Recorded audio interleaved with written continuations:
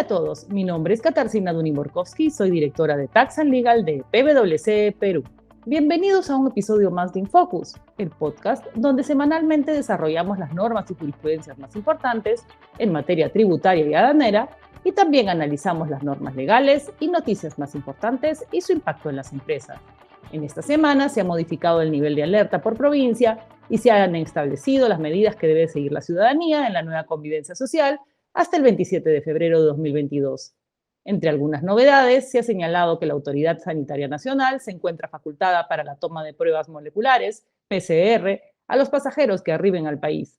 Además, se ha dispuesto que la verificación del carnet físico o virtual que acredite el cumplimiento del esquema completo de vacunación y la dosis de refuerzo en el Perú y o en el extranjero debe realizarse conjuntamente con algún documento oficial de identidad.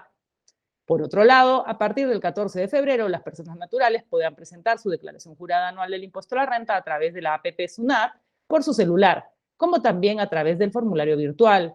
Como todos los años, la información personalizada se encontrará a disposición de los contribuyentes, los cuales deberán verificar si es correcta o no, ratificarla o, en su defecto, enmendarla antes de presentarla a SUNAT.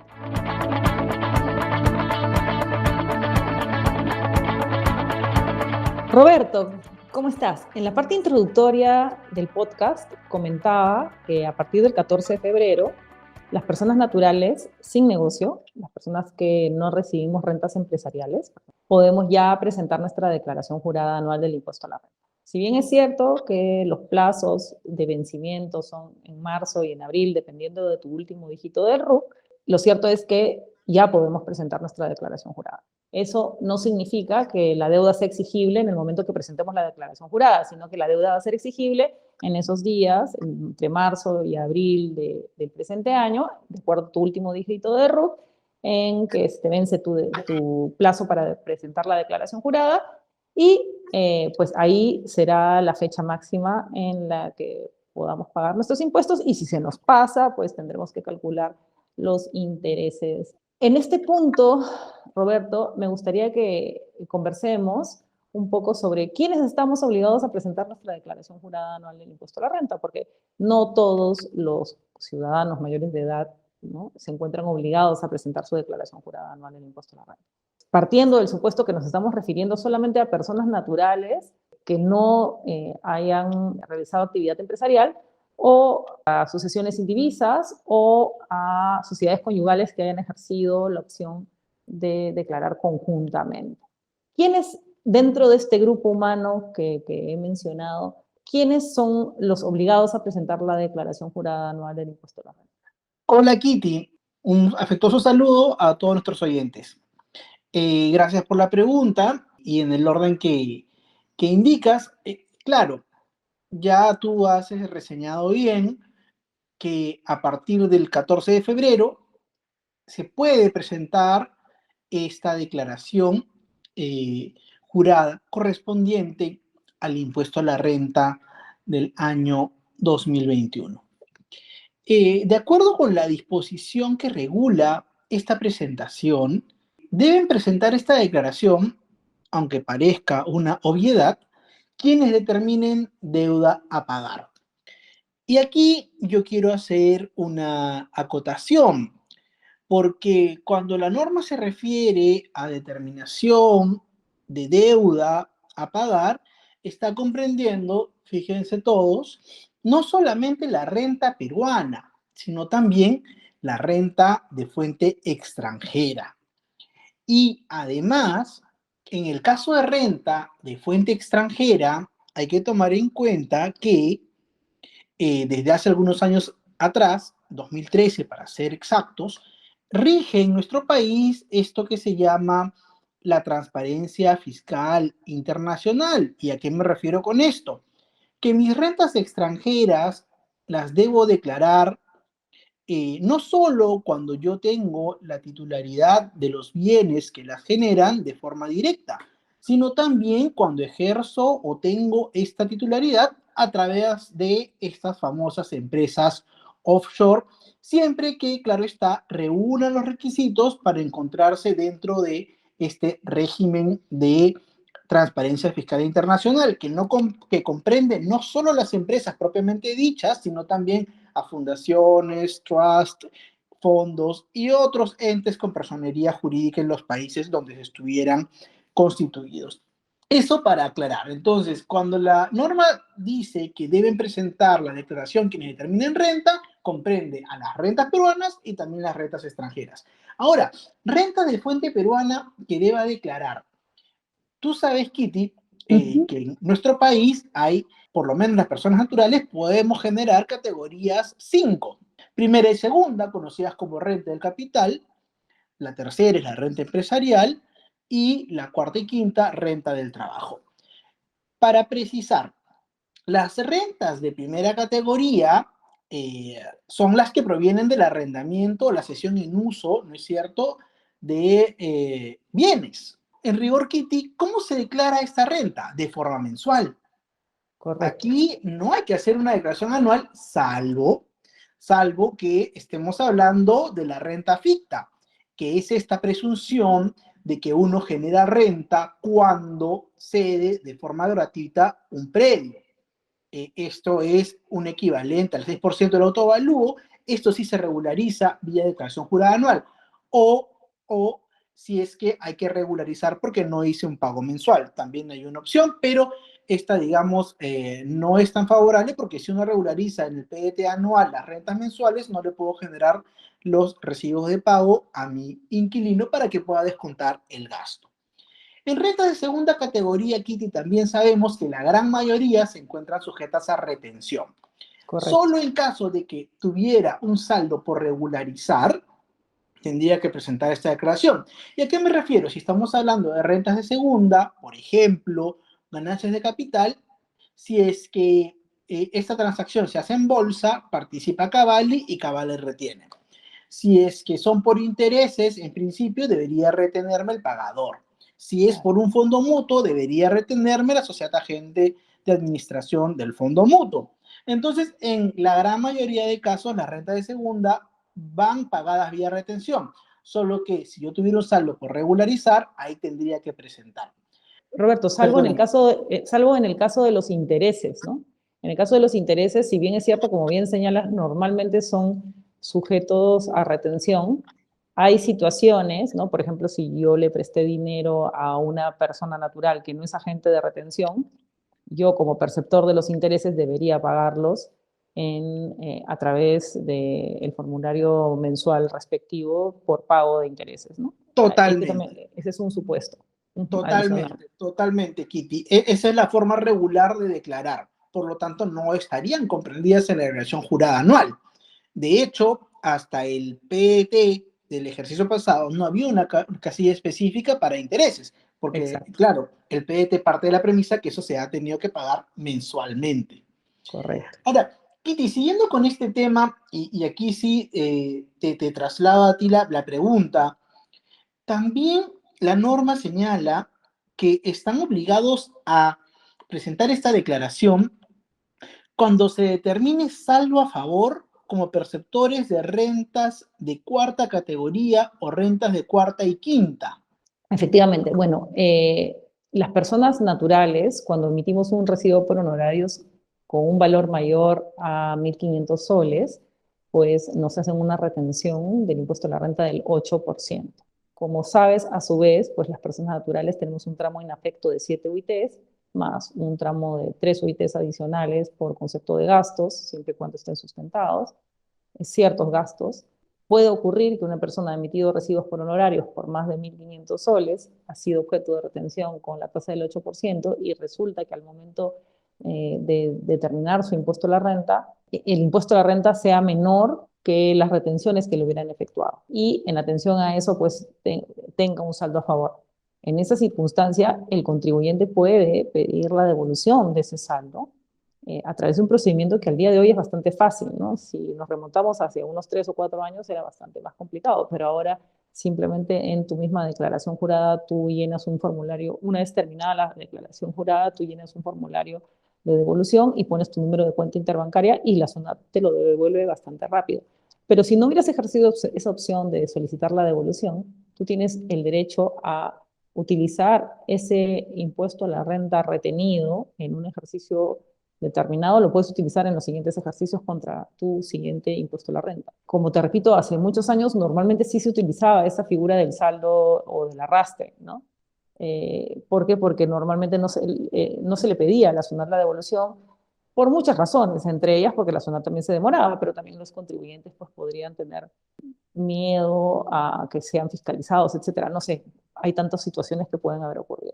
Pero lo que te dice la norma actual es que si tú tienes un saldo de un ejercicio anterior, un impuesto a la renta pagado en un ejercicio anterior y tú lo quieres seguir arrastrando, ya sea para utilizarlo contra tu impuesto a la renta de este ejercicio o para utilizarlo contra impuesto a la renta de ejercicios futuros, tienes que presentar tu declaración jurada. Es como decirle en palabras sencillas a la administración tributaria, oye, yo tengo por si acaso este crédito, ¿no?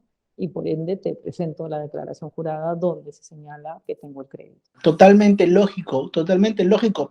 Pero además, también dentro de este universo de perceptores de rentas de cuarta y de quinta categoría, eh, se ha señalado que deben presentar esta declaración quienes generen saldos a favor por gastos de arrendamiento o subarrendamiento.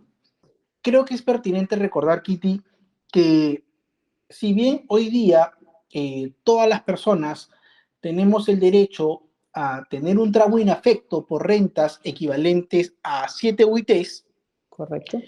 hay otro tramo adicional que va como una suerte de deducción, sí, pero que incluye un universo de distintos tipos de gastos, entre otros los de restaurantes, hoteles, honorarios profesionales de profesionales para las rentas independientes, sustentado con los recibos electrónicos, y también el gasto por arrendamiento de inmuebles. Este es un factor también importante que deberían tener en cuenta todos los que nos escuchan y están pagando alquileres, porque ese alquiler hasta un porcentaje, y aquí me corriges si es del 15 o el 25%, no estoy seguro, Kitty, 15% del alquiler anual puede ir como un gasto dentro de este límite adicional de las 3 UITs. Y entonces lo que la norma dice es, oye, si como consecuencia de esta inclusión, de este gasto por alquiler, tú generas un saldo a favor, pues debes presentar tu declaración jurada.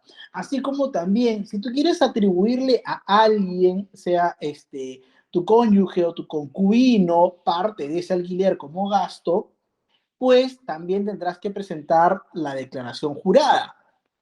Eh, Exacto, porque es la única forma que la administración tributaria se entere, hablando en palabras simples, de que ese gasto por alquiler se lo estás atribuyendo pues, a tu cónyuge o a tu pareja de hecho, ¿no? Tu concubino, como bien dices. Claro, y va de la mano, porque si tú lo ves del otro lado, evidentemente al inquilino, al arrendatario, le va a interesar tener ese gasto. Y esto va de alguna manera a ejercer alguna presión sobre el propietario, porque claro, todo inquilino le decir, oye, yo quiero mi gasto para mi declaración jurada, así es que por favor dame mi recibo de pago mensual. Y así el fisco de alguna manera se asegura que le da el gasto al inquilino, pero también por otro lado el propietario ha pagado su impuesto de forma mensual. Claro que las tasas son diferentes, pero por lo menos algo se consigue, ¿no? Claro, por supuesto. Es cierto también, ¿no? Ahí hay que hacer una precisión, ¿no? Las personas que reciben solamente rentas de quinta categoría, en principio, no, y que no tuvieran saldo a favor o ningún impuesto a la renta por pagar, ¿no? No están obligados a presentar su declaración jurada, salvo que, ¿no es cierto?, por la deducción justamente de estos gastos de arrendamientos o subarrendamientos, o por otras razones tengan pues un saldo a devolver. En esos casos también deberían presentar la declaración jurada.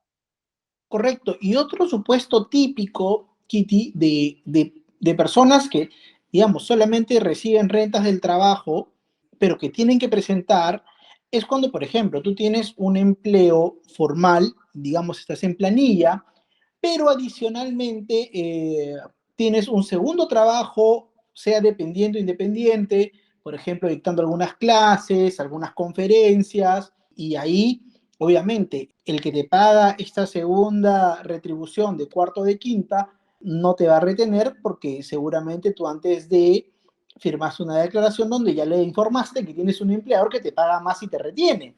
Ese es Exacto. otro típico caso donde vas a tener deuda por pagar.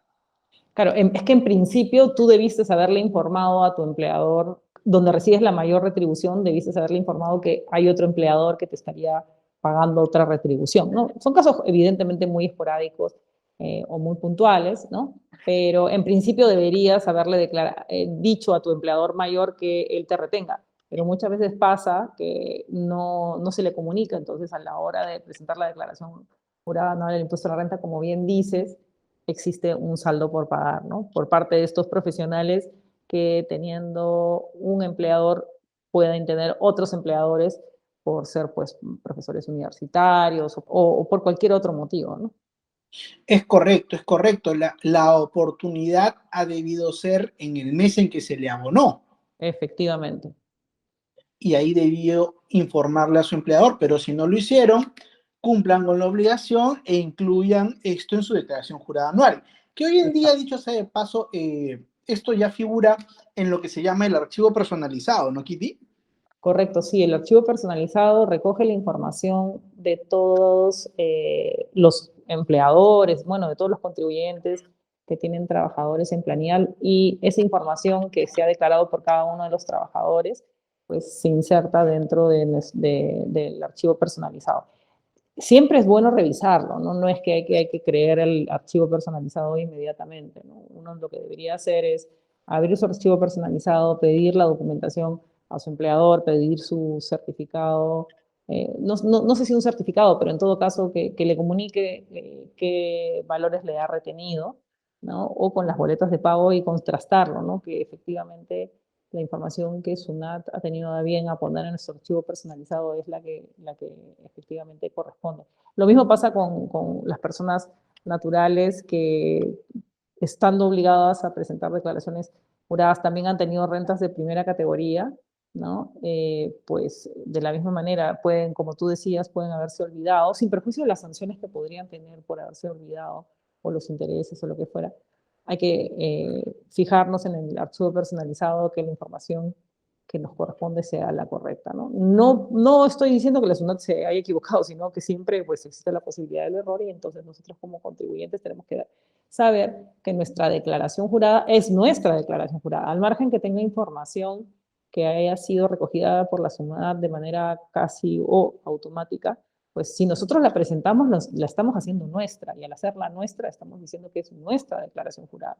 Y si existiera algún error, después no vamos a poder alegar diciendo, oye, la SUNAT fue la que cometió el error, porque para eso nos están dando el archivo personalizado, para que nosotros lo revisemos, si nosotros estamos de acuerdo, lo presentemos, o lo rectifiquemos y de ahí lo presentemos.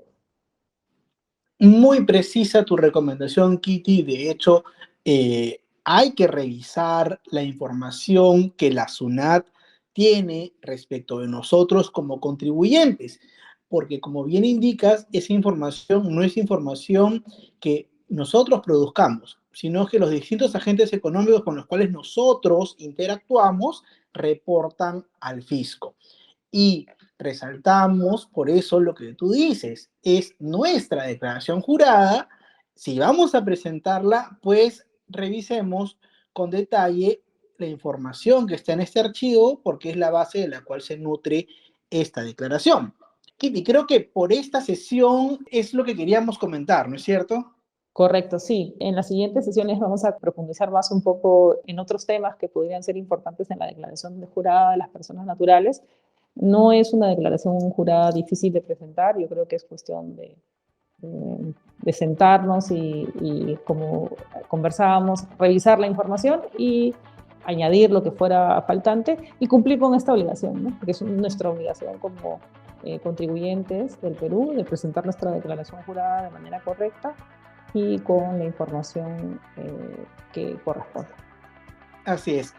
Ha sido un gusto y hasta nuestra próxima entrada. Adiós. Adiós.